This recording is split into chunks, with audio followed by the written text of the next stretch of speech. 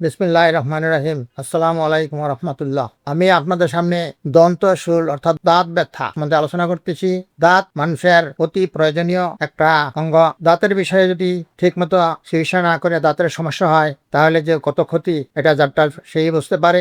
তাই আমি দন্ত শুল দাঁতের ব্যথা কেন হয় এ নিয়ে আমি আলোচনা করতেছি আপনাদের সামনে। এর লক্ষণ কি এবং এর প্রতিকার কি এইগুলি নিয়ে আমি আলোচনা করব। দাঁত ব্যথার কারণ হলো দাঁতে অনেক সময় দেখা যায় যে খাবার ইত্যাদি ভিতরে ঢুকে তারপরে দাঁত পরিষ্কার না করলে ওইখানে ইনফেকশন হইতে পারে। এই ইনফেকশনের কারণে পরে দাঁতে ব্যথা হয়।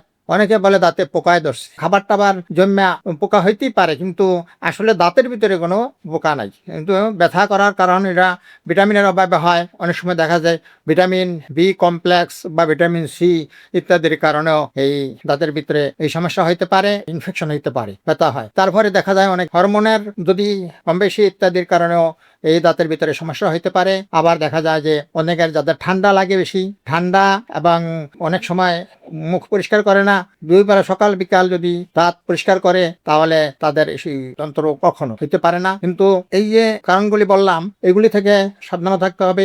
এটা সাধারণত অজীর্ণ এবং অ্যাসিডিটি, অর্থাৎ পেটে যদি বেশি গ্যাস জমে তার কারণে অনেক সময় দেখা যায় যে এই দাঁতে ইনফেকশন হয় এবং দাঁতে ব্যথা হইতে পারে। এর লক্ষণ হলো প্রথম দাঁতে ব্যথা হবে, এমন ব্যথা সারা রাত ঘুমাইতে পারে না এরকম ব্যথা হয়। সেই ব্যথার ফলে কোনো শক্ত খাবার খাইতে পারে না, দাঁতের মাড়িতে অনেক সময় ফোড়া হয়ে যায়, তখন প্রচন্ড ব্যথা হয়। ব্যথারই সবচেয়ে বড় মারাত্মক জিনিস, ব্যথায় ছটফট করে, টন ব্যথা ইত্যাদি হইতে পারে। এই লক্ষণ যদি তার থাকে তাহলে সাথে সাথে চিকিৎসা করা প্রয়োজন।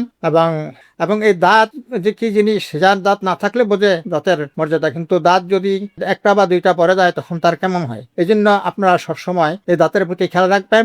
যদি আপনারা এর চিকিৎসা ঠিকমতো না করেন তাহলে এই দাঁত থেকে ভিতরে অনেক মারাত্মক ধরনের খারাপ অবস্থা মারিতে হয়ে যেতে পারে। আমার কাছে যদি আপনি পরামর্শ চান আমি আপনাদেরকে পরামর্শ দেবো ইনশাল্লাহ, আর হোমিওপ্যাথিক মতে এটার চিকিৎসার ব্যবস্থা করব। আমি অনেক দন্ত রোগী চিকিৎসা করে তাদের দাঁত মোটামুটি আল্লাহর রহমতে ভালো হয়েছে। সাথে সাথে ব্যথা কমানোর ওষুধ আছে এবং স্থায়ীভাবে চিকিৎসারও ওষুধ আমার কাছে আছে ইনশাল্লাহ।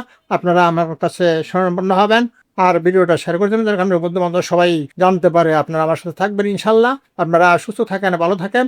আল্লাহ হাফেজ।